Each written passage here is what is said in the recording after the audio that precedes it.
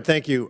Coming into this very important hearing, I suspected that Democrats would claim illegal immigrants pose no danger and would frame them as a sympathetic victim class, completely glaze over the tremendous financial burden that mass unlawful migration places on the shoulders of the American taxpayers. And furthermore, they would completely ignore the grave dangers that violent criminal illegals pose to all Americans. It would be, Democrats would use spin and deflection and woke wonderment and delusion, and some would even blatantly lie. And as they so often do, the left did not disappoint. The first claim that we heard was there were ICE agents ripping adorable children off adorable school buses. There was a myth and it never happened. And what was the source of this Democratic claim? One letter written by one superintendent in a country of 13,000 school districts. And that letter said that this may happen. Well, I may start a business with flying monkeys delivering you fruit salads. I may. But it never happened. And the case in point, it was Alice ISD. And Mr. Chairman, there was another letter that Alice ISD sent, and I'm going to quote it. It said, "We have not had any Customs and Border Patrol enter or board buses, nor do we have any knowledge of it happening here or in any other school district." It was a spin, it was deflection, and it was a lie. Now, the most important thing that any elected official should focus on is to keep our citizens safe. There's no greater calling. Mayor Johnson, is Chicago a safe city? We are a safer city since I've been in office. Crime is down. City. Okay, sir. Crime is down sir, do you over know 20%. That, sir, no, you're not just going to this year overtalk. alone. Mr. Chairman, I reclaim my time. You're not going to overtalk me. Brandon's, he was very nice, and he's a freshman. Not going to do that. In 2022, I find it interesting that you say Chicago's safe. You have a higher murder rate than Haiti. And the Biden administration put up a travel advisory saying to Americans, don't go to Haiti. I hope that the Trump administration puts up a travel advisory saying, don't go to Chicago. In fact, the Haiti has a murder rate of 18.02%. Chicago has a murder rate of 18.26%. I can see why, sir, you have a 14% approval rating. Mayor Wu, you're a Democrat, yes? Yes. Okay. You supported the Biden-Harris administration politically? I did. Yeah, okay. Do you think that they took border security seriously? I think Washington failed on immigration and continues to do so.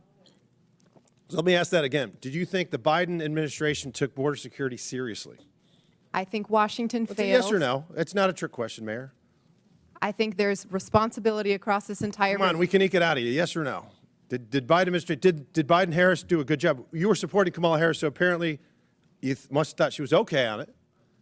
Washington. Okay, so you're not going to answer. Well, we here's the thing. We can deal with delusion. No, Mayor, I'm going to reclaim my time. We can deal with delusion or we can deal with data. So let's talk about some data. I find this interesting.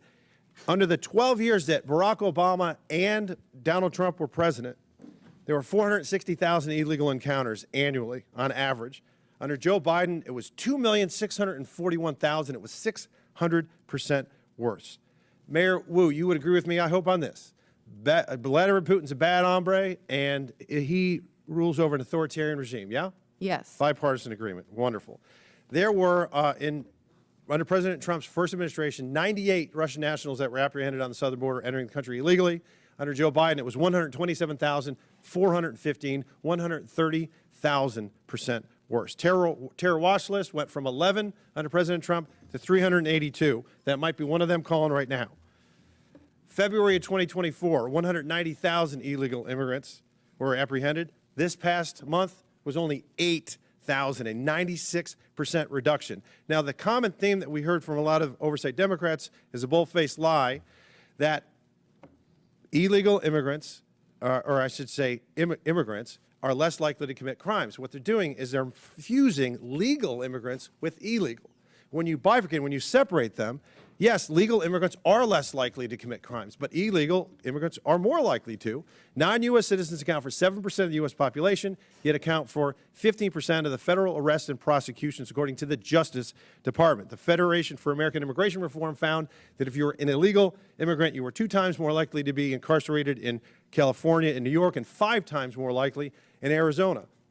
And in my home state, in June of 2011 to June of 2024, or January 2024, Mr. Chairman, There were 428,000 criminal aliens booked in Texas jails. 299,000 of them were illegal immigrants charged with murder, rape, sexual assault, kidnapping, assault et al. 187,000 convictions. So it is an outrageous claim Mr. to say Chairman, that when we secure the gentleman's border. time No, has expired. Mr. Chairman, no, 42 seconds left.